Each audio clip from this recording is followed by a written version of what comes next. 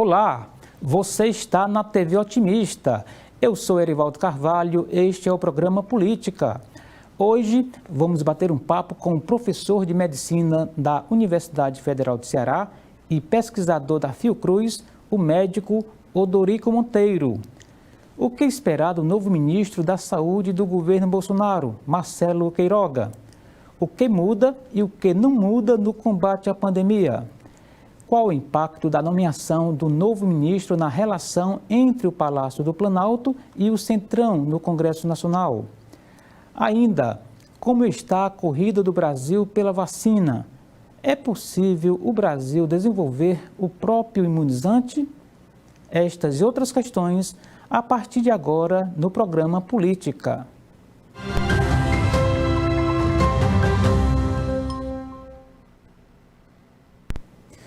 Odorico Monteiro é médico e doutor em saúde coletiva pela Unicamp, com pós-doutorado na Universidade de Montreal, no Canadá. Pesquisador da Fiocruz Ceará, é coordenador da Câmara de Inovação, Produção e Empreendedorismo da Fiocruz Ceará, coordenador do mestrado em Saúde da Família da Faculdade de Medicina UFC Sobral. Na área política, Odorico Monteiro é vice-presidente do PSB no estado do Ceará e foi deputado federal entre 2015 e 2018, quando foi vice-presidente da Comissão de Seguridade Social e Família da Câmara dos Deputados. Também foi secretário de Saúde de Fortaleza, Sobral, Quixadá e Icapuí. E é com o médico, professor e pesquisador Odorico Monteiro que converso no programa de hoje. Inicialmente, professor, muito obrigado pela visita aqui virtualmente aos estúdios da TV Otimista. É uma honra tê-lo aqui conosco. Espero que a gente bata um papo aí muito bacana, muito produtivo e proveitoso, né, para os que nos acompanham. Eu gostaria, já agradecendo a sua presença novamente, lhe perguntar como que o senhor lê a chegada de um colega seu, né, de profissão, um colega médico, né? Sai um militar e entra um civil, né? Sai um general, entra um médico no comando do Ministério da Saúde. Isso lhe traz alguma expectativa de que essa gestão, um tanto quanto atabalhoada da pandemia, mude na perspectiva do senhor, professor de medicina, pesquisador da Fiocruz, etc., professor? Boa tarde.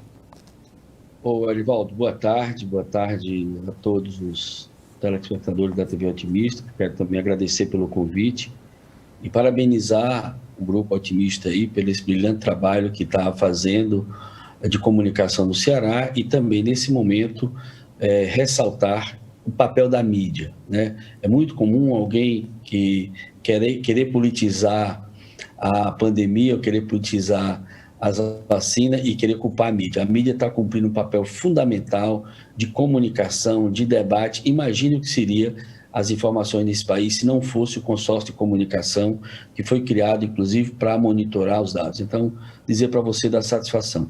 Me preocupa muito, eu diria que não é a chegada do ministro em si, é o contexto, né? A nossa instabilidade na saúde, já por si só, já é muito grande. Nós temos a média de um ministro por ano.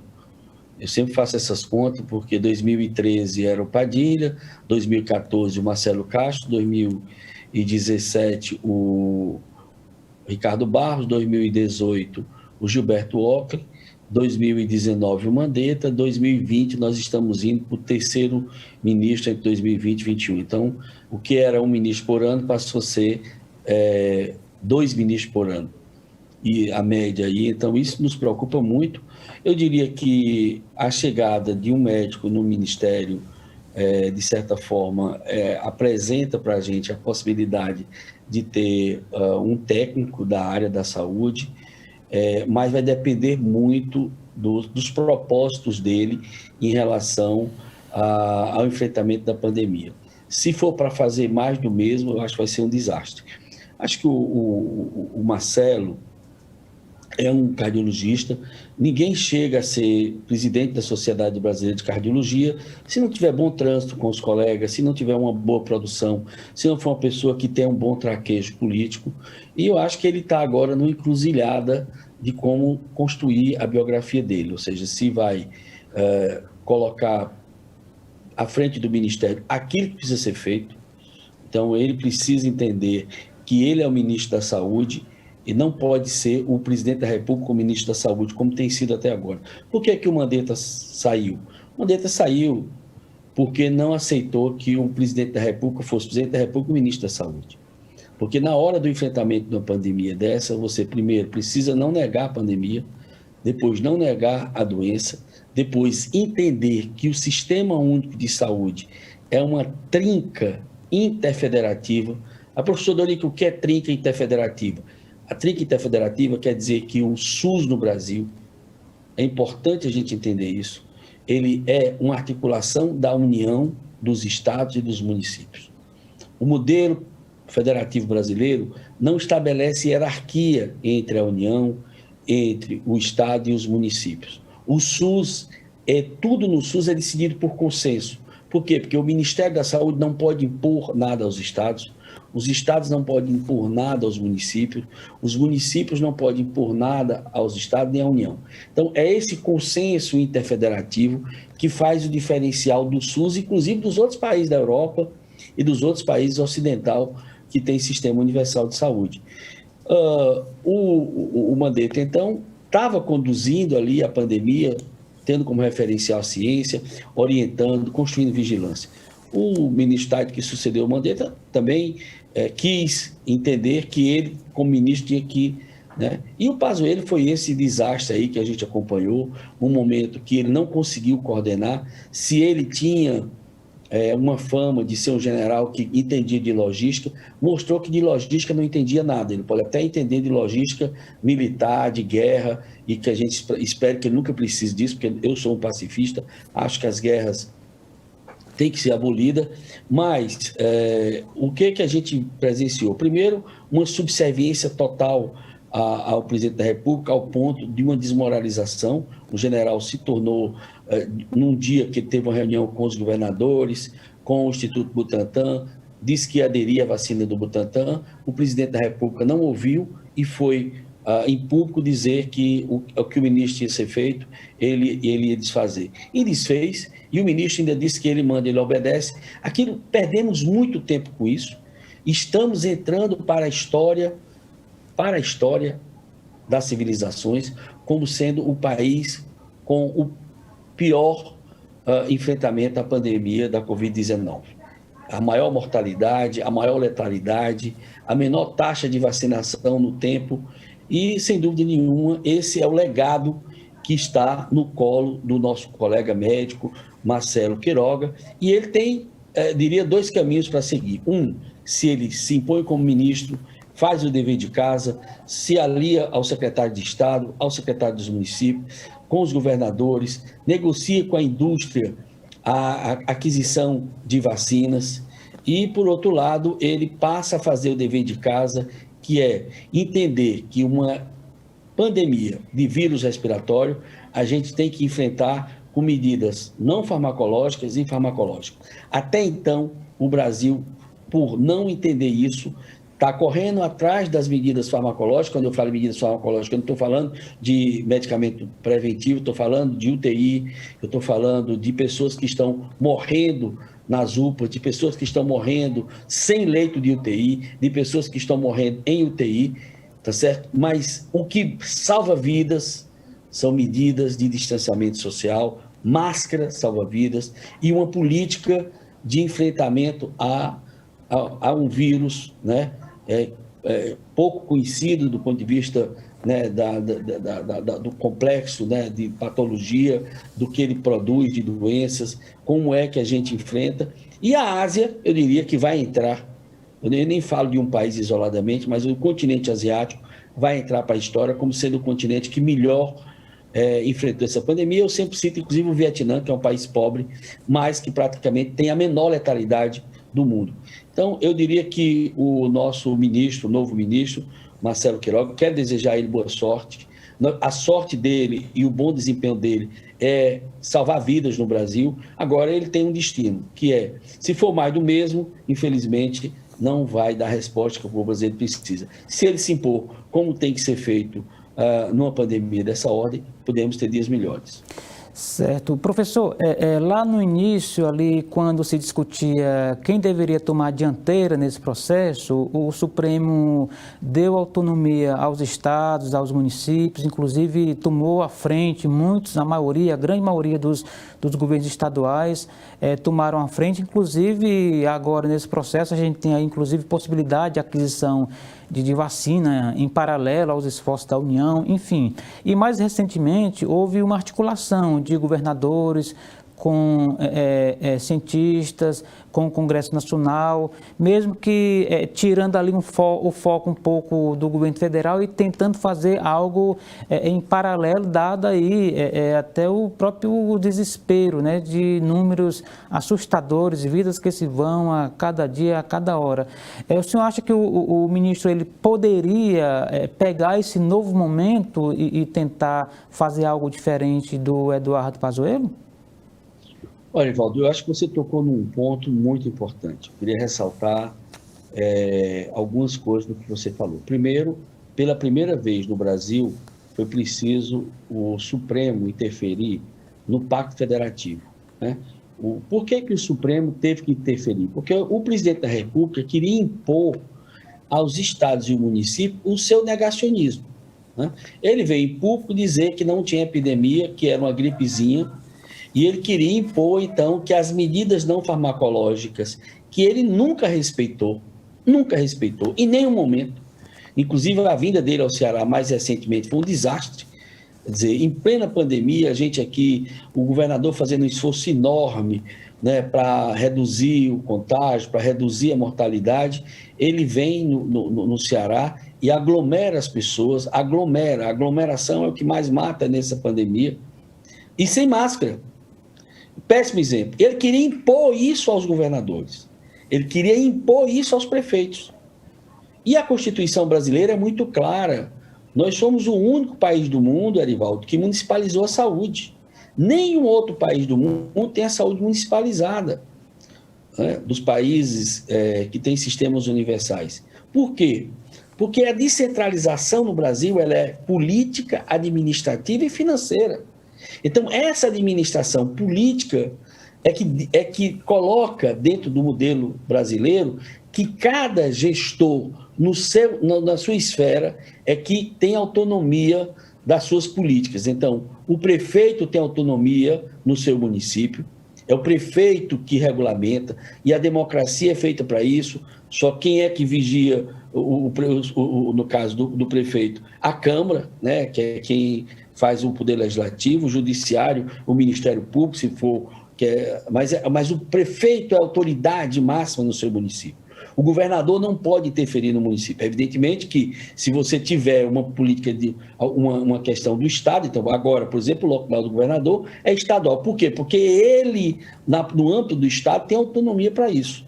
E o presidente da República na União, né? Então, ele tem, né, a responsabilidade dele como presidente da República, mas ele não faz interferência nos estados, e o Supremo consolidou isso. Isso foi muito ruim ter que fazer isso no Supremo. Por que foi ruim? Porque você abalou as bases do SUS, que é a decisão por consenso dos entes interfederativos. Mas como ele queria e está negando a pandemia o tempo todo, os governadores tiveram que fazer seu dever de casa, e aí eu queria aproveitar e parabenizar aos governadores, e aqui eu faço também, não é um elogio gratuito, gracioso, mas é merecido o esforço que o governador Camilo Santana está fazendo, essa articulação dos consórcios, o consórcio dos governadores do Nordeste tem tido um papel e um protagonismo extremamente importante. Quero aqui também ressaltar a importância do governador do Piauí, o Wellington Dias, na coordenação do Fórum Nacional de Prefeitos e da Frente Nacional de Prefeitos, que é hoje presidida pelo ex-prefeito de Campinas, Jonas Donizete. Isso foi muito importante para, inclusive, os prefeitos, os governadores dizer, olha, se o governo federal não quer comprar vacina, nós queremos comprar vacina. E nós vamos comprar vacinas e vamos entregar ao SUS, vamos entregar ao Programa Nacional de Imunização para ser aplicada na população. E isso foi com que desobstruiu, o governo entendeu que ou ele fazia o dever de casa ou os governadores iam fazer, e foi a partir daí, então, que o ministro passou a conversar com a Pfizer, passou a conversar com a Johnson & Johnson, passou a conversar com no caso da vacina, a Sputnik V da Rússia. Então, isso foi muito importante para desobstruir o bloqueio que o governo estava fazendo em relação às vacinas. E aí, sem dúvida nenhuma, os governadores e os prefeitos tiveram um papel importante nesse processo do enfrentamento da Covid. Tá certo, professor. A gente vai fazer um rapidíssimo intervalo aqui no programa Política, tá certo? Aqui na TV Otimista, que recebe hoje o professor e pesquisador da Fiocruz, Odorico Monteiro. Daqui a pouco estaremos de volta. Não saia daí, a gente volta já.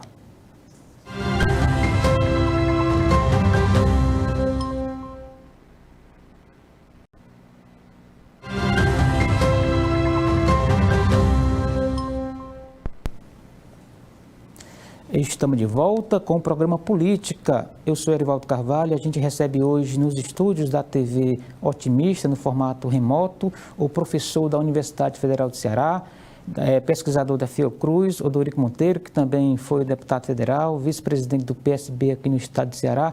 Daqui a pouco vamos falar um pouquinho de política partidária, professor, mas antes eu queria ainda explorar esse ponto que o senhor deixou por último aí na reta final do bloco anterior, que foi justamente algumas vacinas que o senhor citou, inclusive a Sputnik V, né? E veio à tona aí nos últimos dias, né, uma informação de que o governo americano, ou então o presidente Donald Trump, teria feito pressão, algum tipo de expediente para que o Brasil não avançasse aí nas conversas para uma possível aquisição lá do imunizante da Rússia. O senhor, enquanto pesquisador, como é que o senhor viu essa informação e aproveite e coloque para a gente como que está a Fiocruz nesse contexto aí das vacinas? Erivaldo, você é um repórter muito experiente na área política, você vem acompanhando aí não só as questões da política nacional, mas a política internacional. Eu diria para você, Erivaldo, nós estamos diante de uma nova geopolítica. Eu diria que a geopolítica do petróleo, que ainda hoje é muito forte, domina tensões no globo, né? Eu diria que o século XX viveu talvez aí com a geopolítica do petróleo como sendo a geopolítica. A vacina, no enfrentamento dessa pandemia, ela está também começando a ter, eu diria assim, uma nova representação do espaço da geopolítica. Então, esses documentos que vêm à tona, onde o presidente dos Estados Unidos tentou pressionar o presidente brasileiro para não adotar contato, ou seja, não adquirir a vacina da Rússia, mostra perfeitamente essa geopolítica. O próprio governo brasileiro resistiu, né? E vários atores dentro do próprio governo brasileiro, primeiro quiseram, digamos, de certa forma, diria, contra todo e qualquer preceito da diplomacia internacional, das relações internacionais, a própria política brasileira da autodeterminação dos povos, né? Ou seja, de você poder ter a diplomacia, que é aquela nossa linha do Visconde do Rio Branco, né? Foi negada pelas autoridades brasileiras, por exemplo, primeiro em relação à China, em relação ao entendimento da própria da doença, né? Depois querer negar a possibilidade do Brasil adquirir vacina chinesa. E agora vem à tona a pressão do governo americano contra a vacina da Rússia ser adquirida pelo Brasil.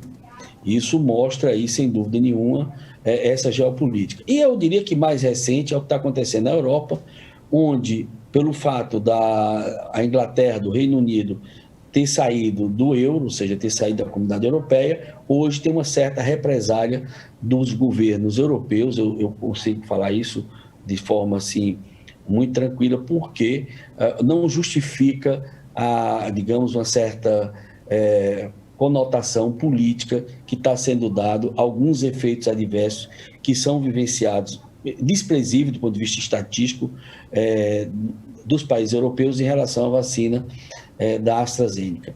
Eu diria que, inclusive, quero aproveitar o momento aqui e dizer para a população cearense que tomou a primeira dose da vacina da AstraZeneca, tome a segunda dose dessa vacina. tá certo? Nós estamos vivendo nessa vacina o que a gente chama de fase 4, que é aquele momento que a gente acompanha a vacina em escala de milhões de doses que estão sendo aplicadas.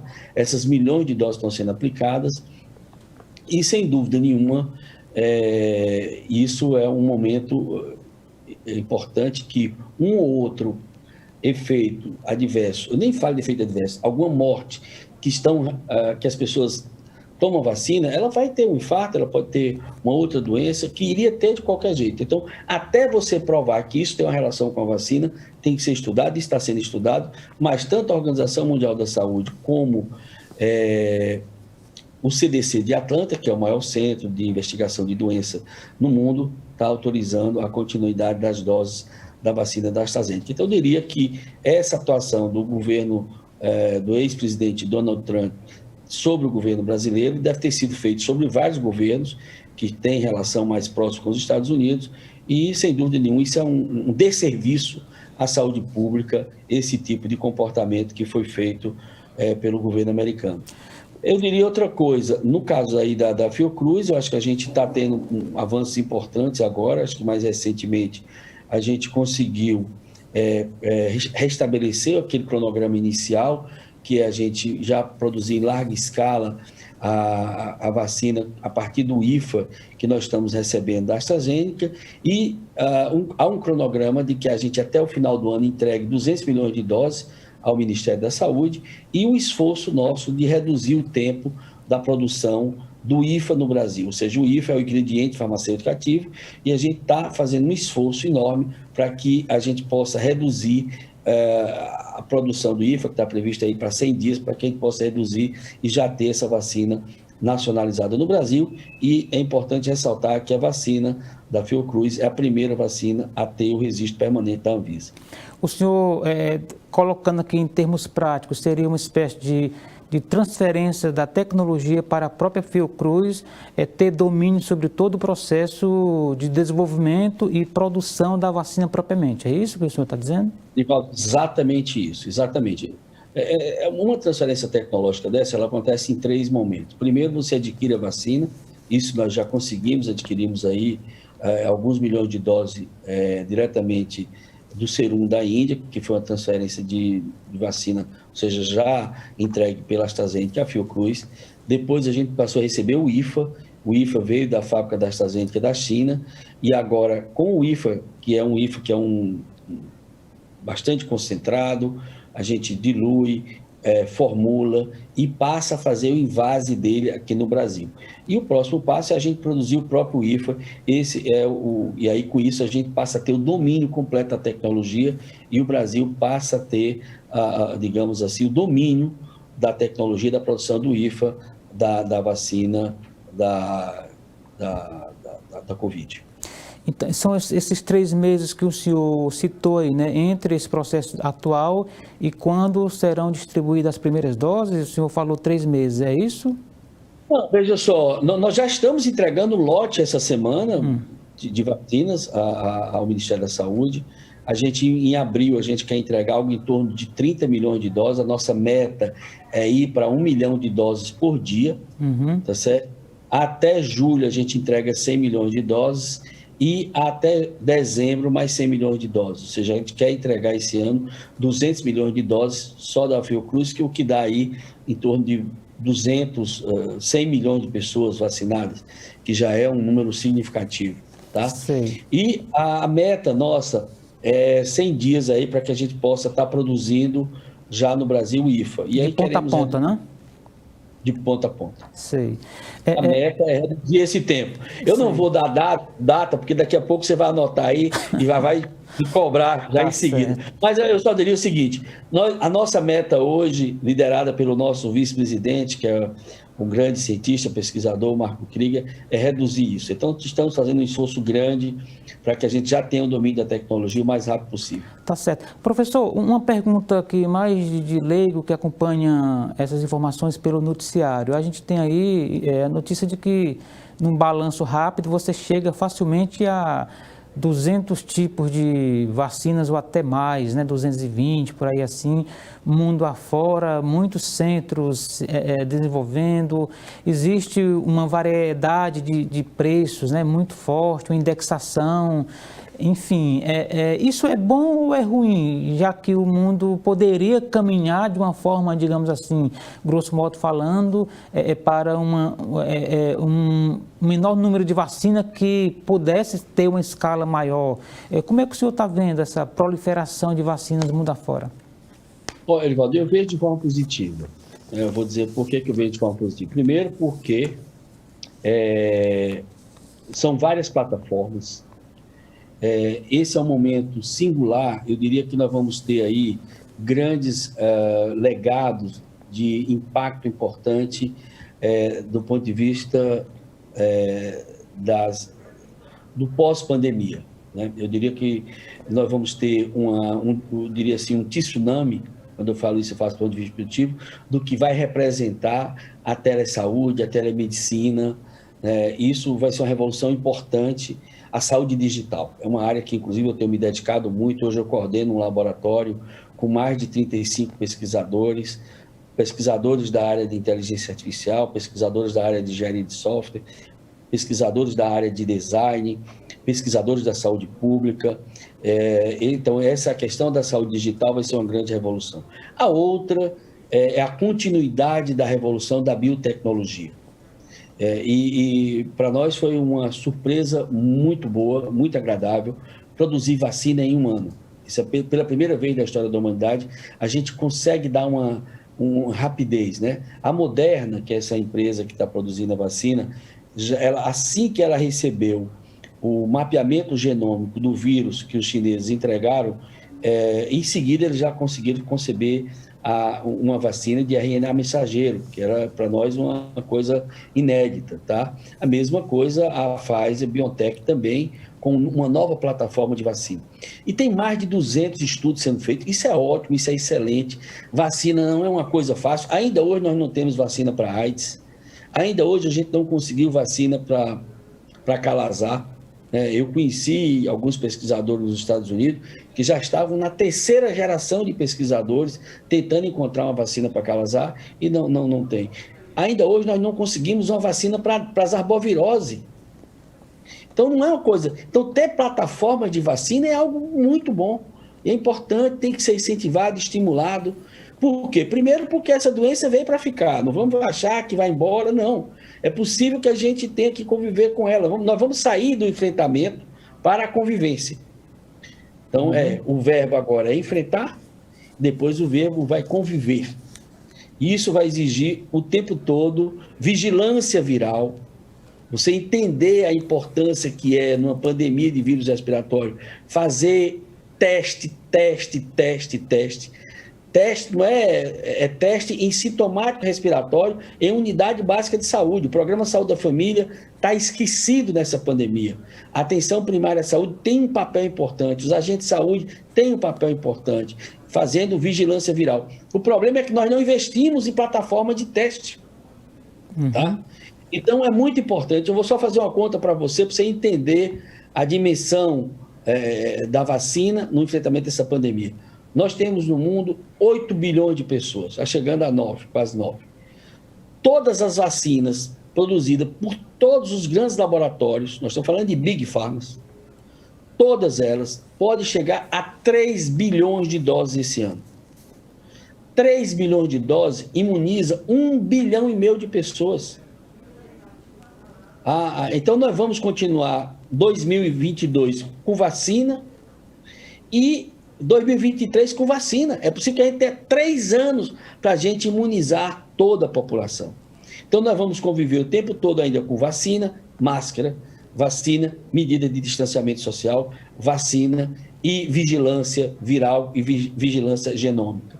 Ou seja, a presença do vírus tem que ser estudada, tem que ser acompanhada, tem que ser mensurada, para inclusive alertar as medidas de distanciamento social. É um erro, é um equívoco achar que o que vai definir as medidas de distanciamento social é a quantidade de leitos de UTI ocupada.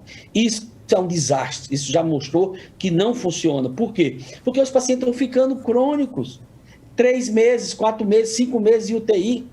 O governador inaugurou 10 leitos de UTI em Itapipoca, sábado, já estão todos lotados. O que vai funcionar é você fazer a vigilância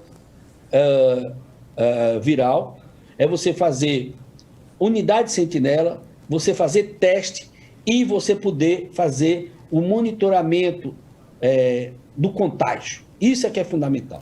Agora, quando o contágio fica silencioso, acontecendo como fosse um iceberg, né? Aquela pontinha do iceberg, ele acontecendo aqui embaixo, quando ele sobe de uma vez, ele sobe como uma lava vulcânica e inunda a sociedade de pessoas doentes, como é o que está acontecendo agora, e morrendo porque não tem leito suficiente. E existe uma coisa extremamente importante, que é a reação inflamatória produzida por essa doença, não é uma coisa conhecida ainda pela ciência. Então, essa doença é uma caixa de surpresa. Cada pessoa reage de um jeito. Tem gente que tinha tudo para ter problemas graves, não tem. Tem gente que... Então, não se trata de uma gripezinha, se trata de uma doença grave, desconhecida, e que o seu enfrentamento maior são medidas de distanciamento social, não farmacológica, como a máscara, e, do ponto de vista farmacológico, teste. Entendido, professor. A gente vai fazer mais um rapidíssimo intervalo. Daqui a pouco, o programa Política está de volta com o professor e pesquisador Odorico Monteiro. Não saia daí, a gente volta já.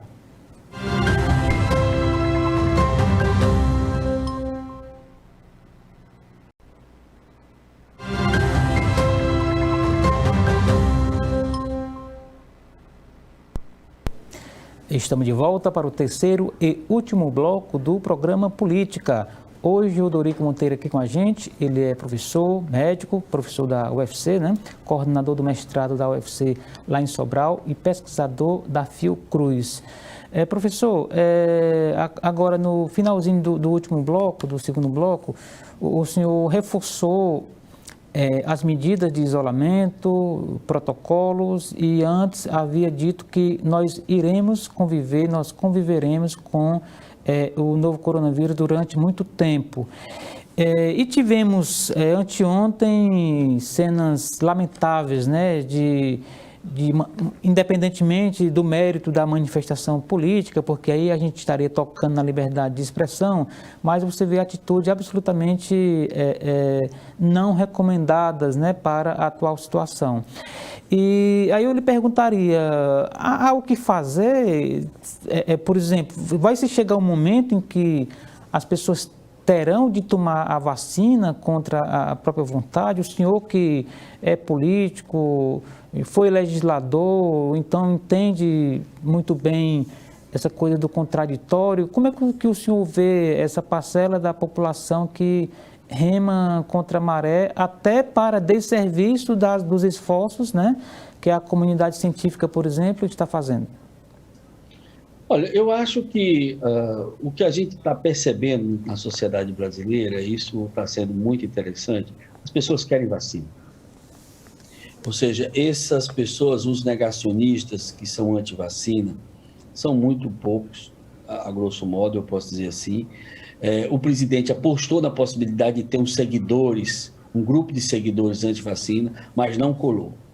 O fato é que ele, inclusive, está tendo que entender que a população brasileira tem uma história de benefício com a vacina. O Programa Nacional de Imunização, que é o nosso PNI, é um dos programas mais sólidos do mundo. O Programa Nacional de Vacina do Brasil é melhor do que muitos programas da Europa, do que muitos programas de outros países mais ricos do que o Brasil. Mas a gente conseguiu. É uma cultura que nasceu com Oswaldo Cruz. A nossa fundação tem 120 anos e Oswaldo Cruz enfrentou a revolta da vacina, porque já naquela época tinha os negacionistas, e Rodrigues Alves, quando assumiu o governo em 2004, se eu quero conhecer esse rapaz, Oswaldo Cruz. Tinha acabado de chegar 1904, né? Hã? 1904. Eu falei 2004. Perdão. Não, 1904, exato.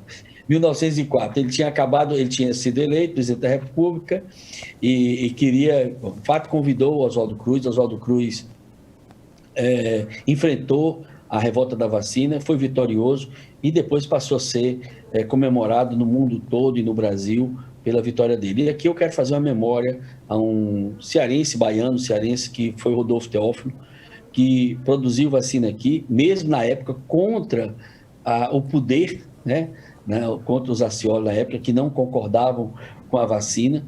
E o fato é que nós conseguimos, no Brasil, reduzir a mortalidade infantil, reduzir a mortalidade por sarampo, reduzir a mortalidade por paralisia infantil, pela poliomielite. Conseguimos reduzir um conjunto de doenças com vacina. E o Brasil tem hoje o melhor programa de imunização do mundo, 47 anos, e com a produção de vacinas do Butantan e a vacina de produção pela Fiocruz, nós temos também não só essa política de vacina como uma política pública e gratuita no Brasil, como também já tecnologia incorporada nesses dois grandes institutos. Ou seja, eu diria que nós vamos ganhar essa batalha da vacina no Brasil. O grande problema foi que o governo brasileiro não fez o dever de casa. O que é fazer o dever de casa, Erivaldo, de um governo em relação às vacinas? Na hora que você tem uma pandemia como essa, você tem que listar todas as grandes empresas que estão produzindo e já começar a conversar com elas. Porque a maior parte das empresas, dos grandes laboratórios, eles testaram a vacina, deu positivo ali, os primeiros estudos, fase 1, fase 2. Já na fase 3, já começaram paralelamente a fazer os testes e produzir a vacina.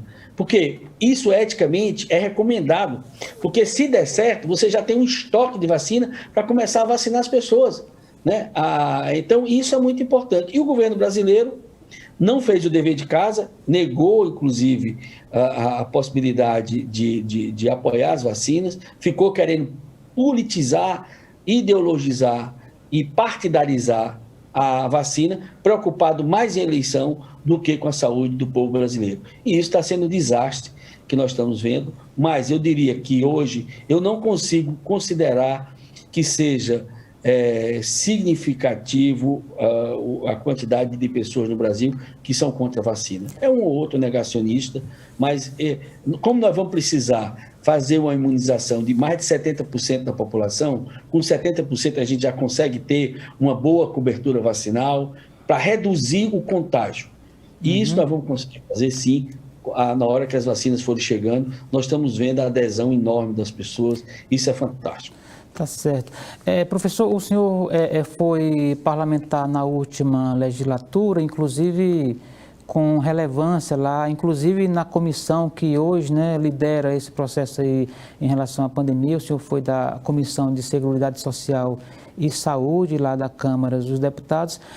Como é que está, o senhor que deve ir acompanhando esse trabalho, como é que está o Congresso Nacional, ali a Câmara dos Deputados, especificamente em relação a essa batalha, o professor?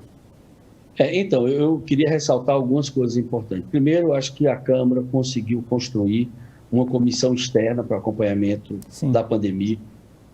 Eu quero destacar o papel do deputado Alexandre Padilha, que é ex-ministro, teve um papel de destaque nessa comissão.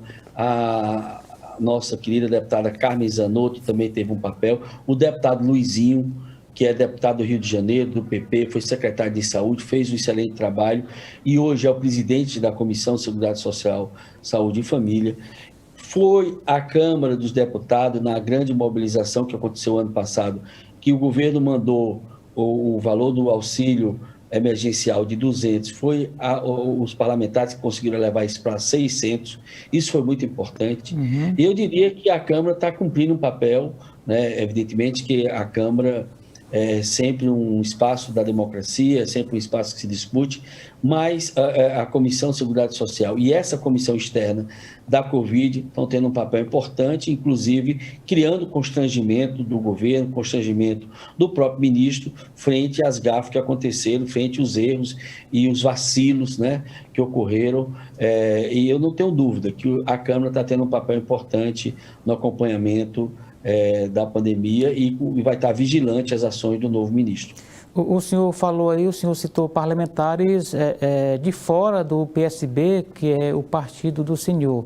Isso significa que é um esforço para além das cores, né, de siglas e de legendas, né? Sem dúvida, sem dúvida. Eu sempre tive, você sabe disso, a gente conviveu bem no meu mandato, né? Você, inclusive, teve um momento importante ao lado do deputado Raimundo Gomes de Matos. A gente sempre dialogou, sempre trabalhou junto. Eu sempre tive uma cultura suprapartidária. Eu fui presidente da Frente Parlamentar Mista em Defesa do SUS, onde tinha deputados e senadores de vários partidos.